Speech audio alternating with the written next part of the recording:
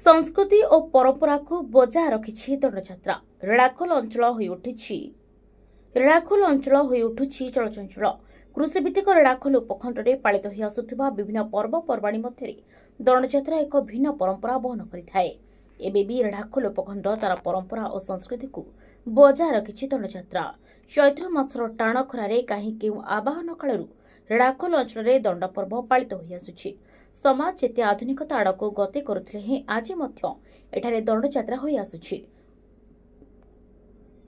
उपखंडर केउ केउ ग्राम रे दंड दलगुड़िक एही पर्व को 21 दिन धरी पालन करिथिबा बेले अन्य केउ ग्राम रे 17 दिन धरी पालन करिथांती। ए यात्रा रे दंड व्रतधारी माने महादेव और मां काली को धरी विभिन्न ग्राम परिभ्रमण करी पूजा करिथांती।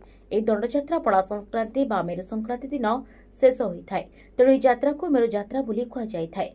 ग्राम परिभ्रमण समय दंड व्रतधारी माने खाली पातरे चली चली जाती से हाथ में छतर बाना बैरख धरी बाजा और घंट बजाई जाती।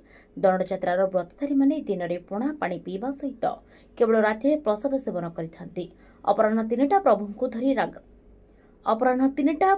धरी ग्राम को जाउछथि व्रतधारी समय भक्त माने प्रभु को धरी गाँव को आसी धूली सेवा बा पानी सेवा करती। ए धूली सेवा बा पानी सेवा समय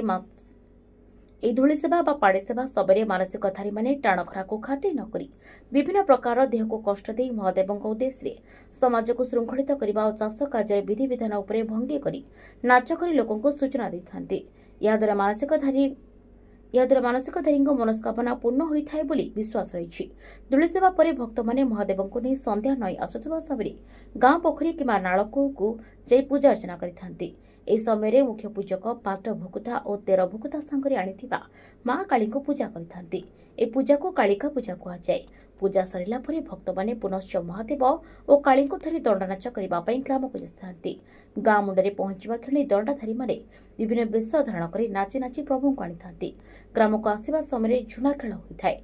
झुणा खेल जोगु ग्रामर मंगल होइथाय बोली केउ आवाहन कालरू लोकों विश्वास रही। यापर दंडधारी माने घासी घासी आनी शिव पार्वती दियर भाउज शाड़ी भिणई चढ़ैया चढ़ई आनी शबर पतसरा और बीणाकारिया गीत और नाच माध्यम किसी शिक्षणीय वार्ता देते।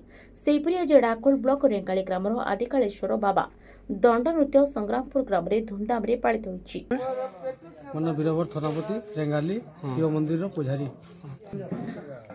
ये तो आम बहुत सेवा शासन चलीचु पानी दंड कर गाँव आसुचु तापर घाट पूजा हो पूजा पाठ हो प्रसाद टी पाऊँ तापर सन्धार पूजा राति अन्न प्रसाद कर भोग लगे पाऊँ गाँव के जाऊँ यहाँ आम हाराहुरी 13 राति आरंभ कर 14 पणारे शेष कर पूजा आसी कालका पूजा तापर मांगन्य पूजा आसी पूजा सरला आम बलि पड़ी आम प्रसाद पाई जी जार बाटे आम घर को जासु। नाकोटी दलर विनोद कुमार सेठी रिपोर्ट हिरांचल।